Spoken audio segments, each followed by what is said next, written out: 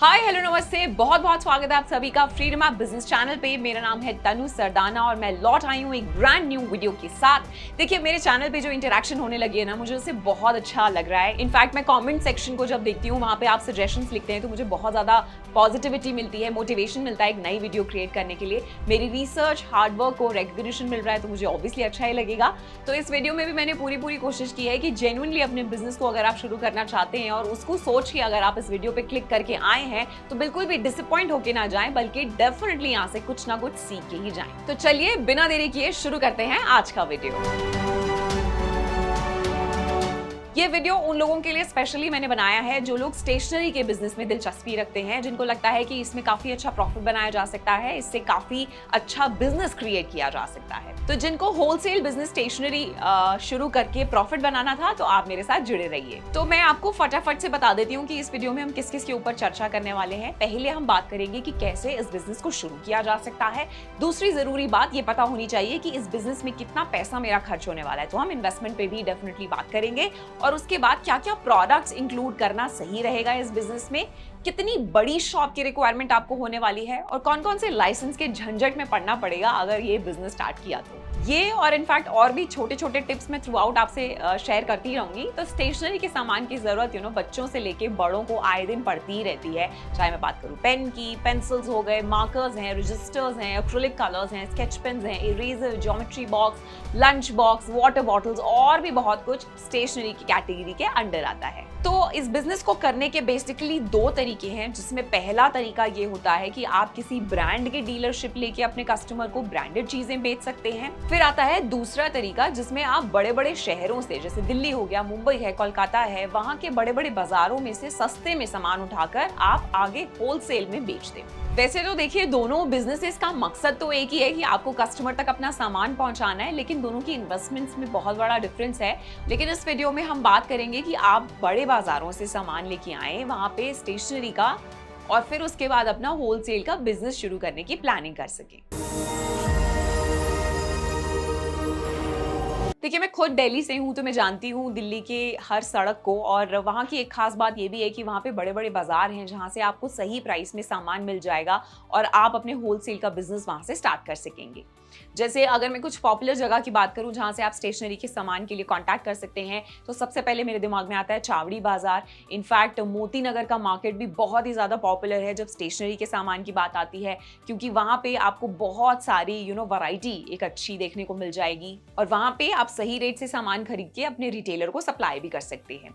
मैं आपको एक सजेशन दूंगी कि सदर बाजार को जरूर चेकआउट करें। वहां पे आपको बहुत ही ज्यादा ट्रेंडिंग चीजें जो अभी चल रही है ना स्टेशनरी में, बच्चे किस तरीके की पेंसिल्स यूज करते हैं, इरेजर्स में कितने तरीके की वैरायटी आ गई है, या फिर ज्योमेट्री बॉक्स, इस तरीके की चीजें, बड़े सारे ऑप्शंस आपको वहां पे देखने को मिल जाएंगे।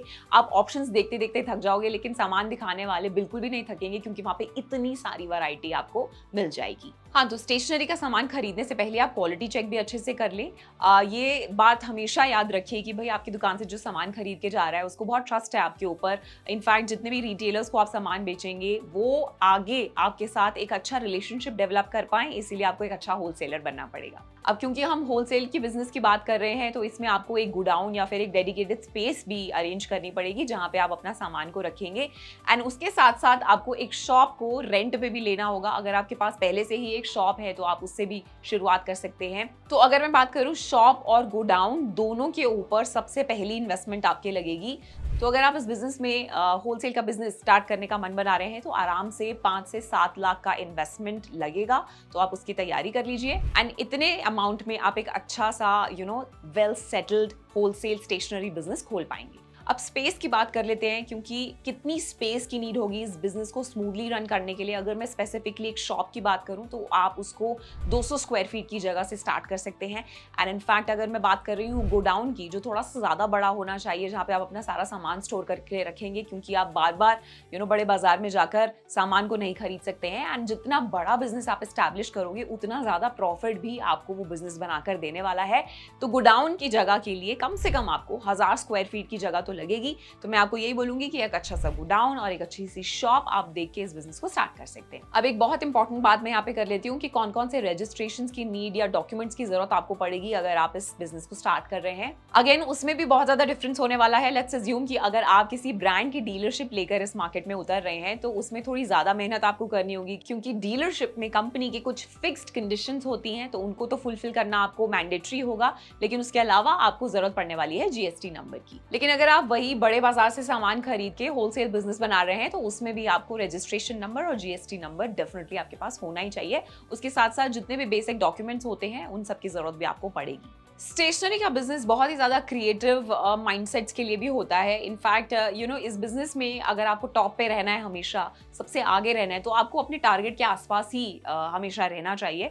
और कहाँ पे मिलेगा आपका टारगेट? तो ये वो स्कूल्स हैं, कॉलेज कैंपस जहाँ पे सबसे ज़्यादा अवेलेबल हैं, उसी के आसपास ही आप नोटिस करेंगे कि स्टेशनरी की दुकानें होती हैं। तो वही आपके रिटेलर्स हैं, वही आपके कस्टमर्स हैं। तो आप भी कोशिश कीजिए कि आप उन्हीं के आसपास ही रहें, ताकि आप उनको जितना जल्दी हो सके और जितना आसानी से हो सके अपना सामान सप्लाई कर सकते हैं। एंड उन रिटेलर्स को आप नजर भी आने चाहिए, तो कोशिश कीजिए कि ऐसी जगहों पे ही अपनी शॉप खोले जहाँ पे स्कूल्स हैं या फिर कॉलेज के कैंपस हैं। अच्छा होलसेलर मेरी नजरों में तो वही होता है जो रिटेलर को सामान टाइम से पहुंचाए, बिल्कुल भी डिले ना करे, जिसके पास हर एक कैटेगरी में वैरायटी हो। चाहे पेंसिल की कैटेगरी है, रजिस्टर्स में आपके पास अच्छे सारे क्वालिटी होनी चाहिए, स्केच पेन्स हो गए हैं, वाटर कलर्स हैं, इन सब में आपके पास अगर अच्छी वैरायटी होगी तो रिटेलर बार बार आपके पास आएगा और एक अच्छा ऑर्डर भी आपको देके जाएगा। मैं उम्मीद करती हूँ कि आपको ये इन्फॉर्मेटिव लगी होगी पूरी वीडियो। एंड इस तरीके के और भी वीडियोस के लिए आप मेरे चैनल को सब्सक्राइब कर सकते हैं। फ्रीडम ऐप को आपको जरूर डाउनलोड करना है, जहाँ पे एक्सपीरियंस लोगों की गाइडेंस में आप अपने व्यापार को शुरू कर पाएंगे।